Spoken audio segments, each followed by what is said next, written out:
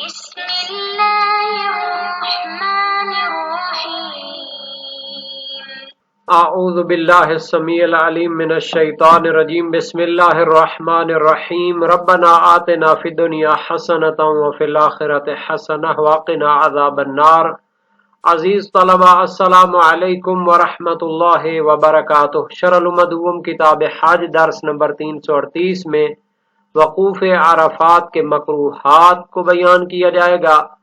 وقوف عرفات کے درمیان یا دوران کچھ چیزیں مکروہ شمار ہوتی ہیں، ان کو ذکر کریں گے۔ پہاڑ پر جا کر وقوف کرنے کا حکم، بیٹھ کر وقوف کرنے کی کراہت کا تذکرہ، متعلقہ مسائل اور روایات اور احادیث ذکر ہوں گی، متعلقہ فقہی نظریات اور شیعہ فقہا کی آراء بھی بیان کریں گے، عبارت کی تشریح اور تطبیق ہوگی، اور شہید ثانی کی تحقیقات اور تحلیل بھی بیان کی جائے گی۔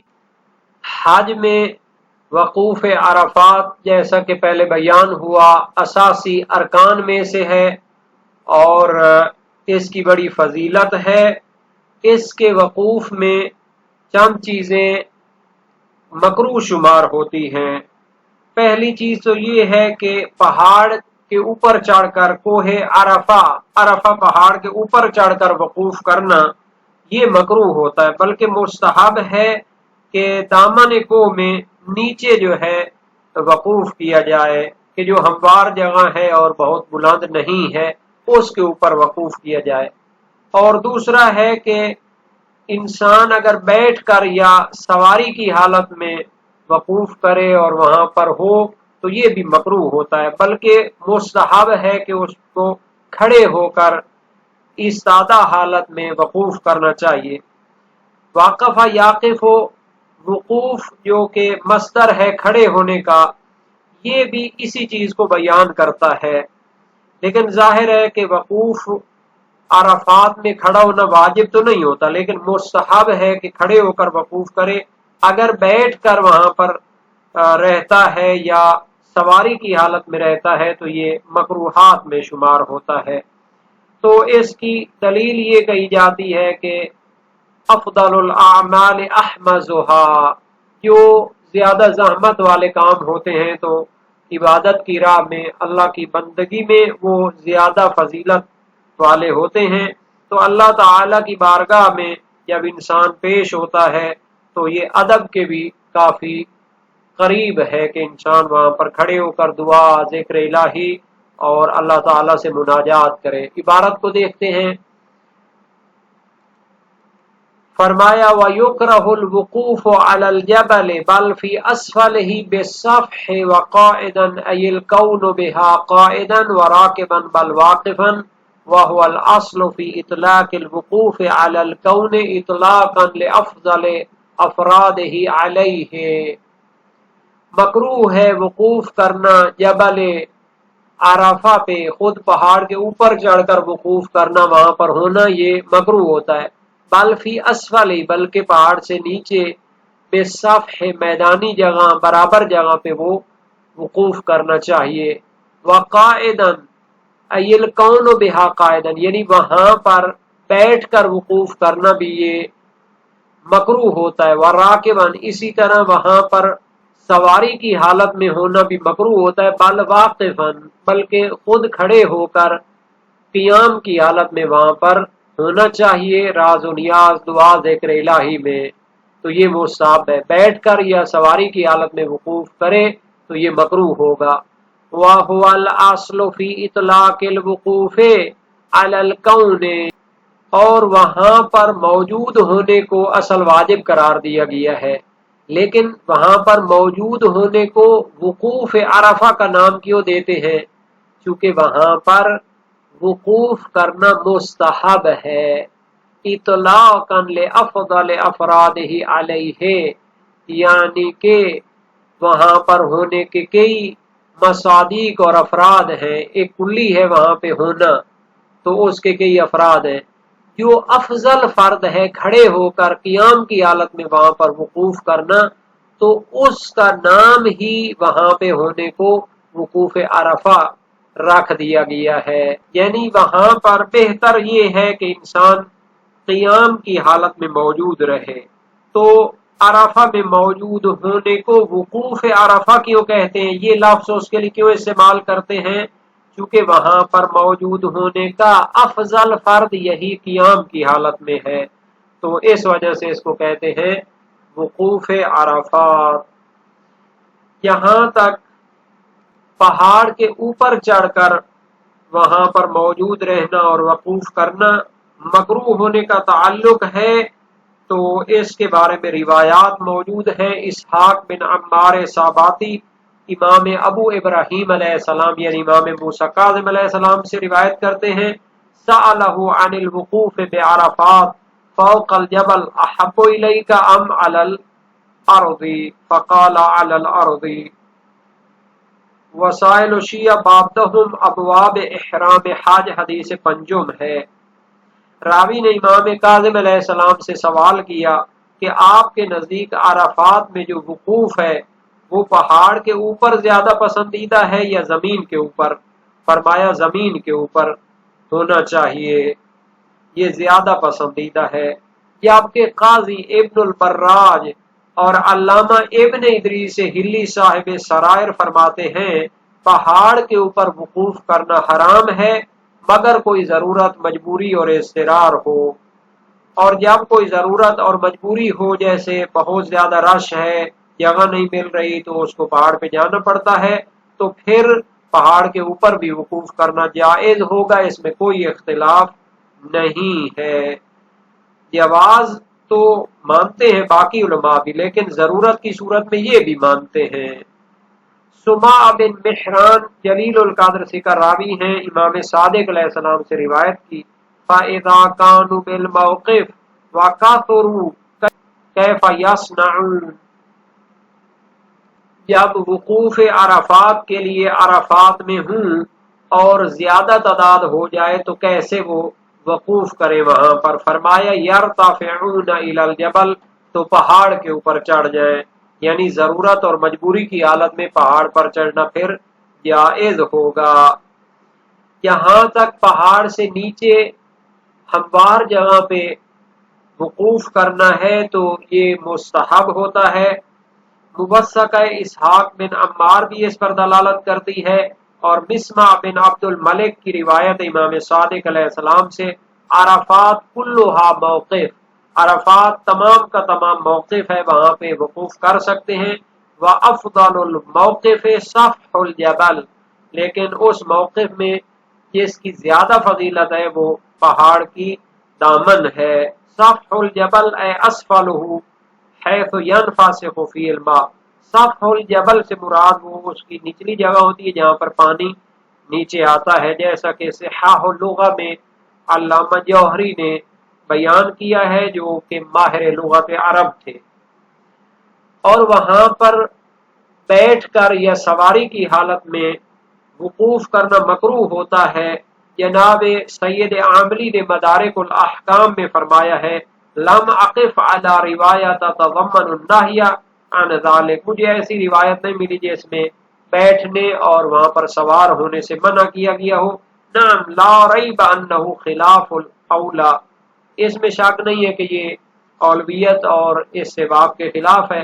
لاستحباب القیام، چونکہ خود قیام اور وہاں پر کھڑے ہو کر وقوف کرنے کا اس سے باب ثابت ہے، تو وہاں پر کھڑے ہو کر جو وقوف کرنے کا استحباب ہے تو اس کی وجہ یہ بیان کی گئی ہے کہ یہ ادب کے قریب ہے، یعنی جب کسی کی بارگاہ میں حاضر ہوتے ہیں تو جب کسی شخصیت کے پاس حاضر ہوتے ہیں تو کھڑے ہو کر ادب کا اظہار کیا جاتا ہے، اور یہ احمد ہے، افضل الاعمال احمدھا، یعنی فضیلت والا عمل وہ ہے کہ جس میں زیادہ مشقت ہو، یعنی اللہ تعالیٰ کی بندگی کی راہ میں زیادہ مشقت برداشت کرنا، چل کر جانا، اور بہت ساری ایسی مشقتیں ہوتی ہیں کہ جس سے اس کے درجات میں اضافہ ہوتا ہے۔ صاحب جواہر الکلام فی شرح شرائع الاسلام علامہ محمد حسن نجفی فرماتے ہیں مجھے اس کی بالخصوص دلیل روایت نہیں ملی، لم اجد فیہ نصا بالخصوص۔ باقی اس کے ساتھ کچھ آداب اور مستحبات بھی ہیں، ان کو بھی دیکھ لیتے ہیں۔ فرمایا والمستحب المبیت بمنا لیلۃ التاسع الی الفجر احترز بالغایت عن توہم سقوط الوظیفۃ بعد نصف اللیل کا مبیتها لیالی التشریق۔ عرفات کے مستحبات اور آداب میں سے ہے کہ جب انسان عرفات کی طرف جاتا ہے اور مینا سے گزرتا ہے تو 9 ذی الحجہ کی رات کو مینا میں گزارے طلوع فجر تک۔ لیکن دور حاضر میں چونکہ گاڑیوں کے ذریعے فوراً وہاں پہنچ جاتے ہیں عرفات میں، تو یہ عمل انجام نہیں پاتا اکثر طور پر۔ شہید ثانی فرماتے ہیں شہید اول نے صراحت کی ہے الی الفجر، 9 کی رات کو مینا میں گزارنا ہے، پوری رات کو وہیں پہ گزارنا ہے، طلوع فجر تک وہیں پہ رہنا ہے۔ تو اس تصریح کی وجہ یہ ہے کہ کوئی خیال نہ کرے کہ 9 کی رات مینا میں آدھی رات تک وہاں رہنا مستحب ہے، بعد میں یہ حکم ساقط ہو جاتا ہے، یعنی پھر یہ مستحب نہیں رہتا، بلکہ یہ استحباب جو ہے اس پوری رات کا وہاں پہ گزارنا طلوع فجر تک رہتا ہے۔ لیکن بعد میں جو 11 اور 12 یا 13 کی رات کو وہاں مبیت کرنا ہوتا ہے، بیتوتہ بھی اس کو کہتے ہیں، رات گزارنی ہوتی ہے، تو آدھی رات تک وہ گزارنے کا حکم ہوتا ہے، لیکن آدھی رات کے بعد وہ حکم ساقط ہو جاتا ہے، وہاں پر رہنا واجب نہیں ہوتا اور وہاں سے بیر جا سکتا ہے۔ تو ظاہراً اسی چیز کو شہید ثانی بیان کرنا چاہتے ہیں۔ والمستحب المبیت بمنا، یعنی مستحب ہے کہ مینا میں رات گزاری جائے 9 ذی الحجہ کی طلوع فجر تک، پوری رات جب عرفات کی طرف جا رہے ہوتے ہیں تو پوری رات مینا میں گزاری جائے۔ احترز بالغایت، شہید اول نے طلوع فجر تک اس پوری رات کو وہاں گزارنے کو ذکر کیا ہے، تصریح کی ہے۔ وہ اس غایت کو اور اس قید کو بیان کر کے احتراز اور اجتناب کرنا چاہتے ہیں ان توہم سقوط الوظیفہ، کہ کوئی خیال نہ کرے کہ یہ وظیفہ ساقط ہو جاتا ہے بعد نصف اللیل، آدھی رات کے بعد وہاں پر رہنا پھر وہ مستحب نہیں ہوتا، یہ خیال نہیں کرنا چاہیے، اس کو وہ دور کرنا چاہتے ہیں۔ کا مبیتھا لیالی تشریق، جیسے لیالی تشریق 11 12 13 کی رات کو مینا میں گزارنا ہوتا ہے، لیکن آدھی رات کے بعد وہ حکم ساقط ہو جاتا ہے، پھر وہاں پر نہ بھی رہے تو کوئی حرج نہیں ہے۔ تو شہید ثانی فرماتے ہیں اس مستحب حکم میں شہید نے وضاحت کر دی ہے کہ طلوع فجر تک وہاں رہنا ہوگا۔ یہ جو حکم ہے عرفات کی طرف جاتے ہوئے 9 ذی الحجہ کی رات طلوع فجر تک وہیں گزاری جائے مینا میں، تو اس پر روایات اہل بیت دلالت کرتی ہیں۔ صحیح جمیل بن دراج جلیل القدر سے کا راوی ہیں، قاضی تھے کوفہ میں، امام صادق علیہ السلام سے روایت کی، ینبغی للامام ان یصلی الظہر من یوم الترویۃ بمنا ویبیت بہا ویصبح حتی تطلع الشمس ثم یخرج۔